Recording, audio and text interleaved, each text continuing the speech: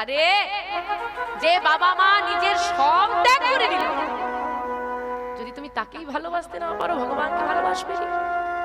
মনে রাখবে, যার বুকের ওপর দাঁড়িয়ে আছো ধরিত্রী মা একজন নারী, যার গর্ভে 10 মাস 10 দিন ছিল সে একজন নারী, যে মৃত্যুর সঙ্গে লড়াই করেছে বলে তুমি পৃথিবীর আলো দেখতে পাচ্ছ সে একজন নারী, যার জন্য তুমি বাবা হতে পারছো সে একজন নারী, যার স্তনদুগ্ধ পান করে বড় হলে সে একজন নারী, যার হাত থেকে ফোঁটা নাও না সেও একজন নারী।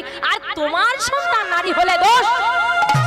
যে ঘরে লক্ষ্মীর অবমাননা হয় সে ঘরে কোনোদিন লক্ষ্মী বাস করে না।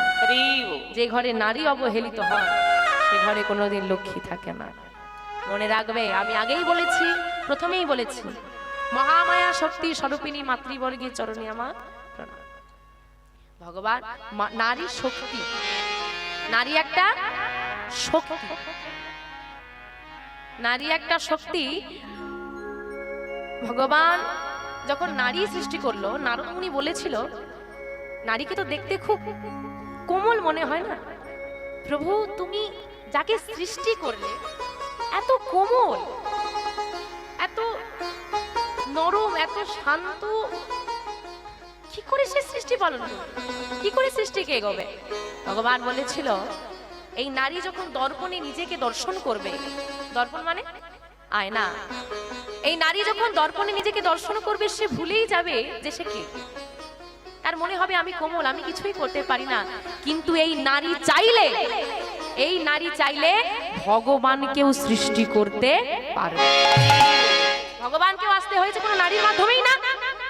তাহলে যে নারী ভগবানকে ধরতে পারে সে নারী শক্তি কি খুব দুর্বল? না, দুর্বল ভাবো, দুর্বল নয়। মনে রাখবে, নারী চাইলে ধ্বংসও করতে পারে, নারী চাইলে সৃষ্টি করতে পারে। তাই বাবা, সন্তানকে জন্ম দিয়ে সব থেকে বেশি আনন্দ পায় মা। সন্তান পুত্র হোক বা কন্যা, মা কিন্তু কত কষ্ট করে জন্ম দেয়, কত যন্ত্রণা। যখন সন্তান জন্ম দিতে যায় মা, যে যন্ত্রণাটা সহ্য করে সেটাকে বলা হয় প্রসব যন্ত্রণা।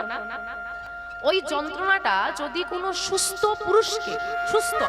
পুরুষকে কয়েক সেকেন্ড দান করা হয়, তৎক্ষণাৎ তার মৃত্যু হবে, মারা যাবে। সেই যন্ত্রণা সহ্য করে মা জন্ম দেয়।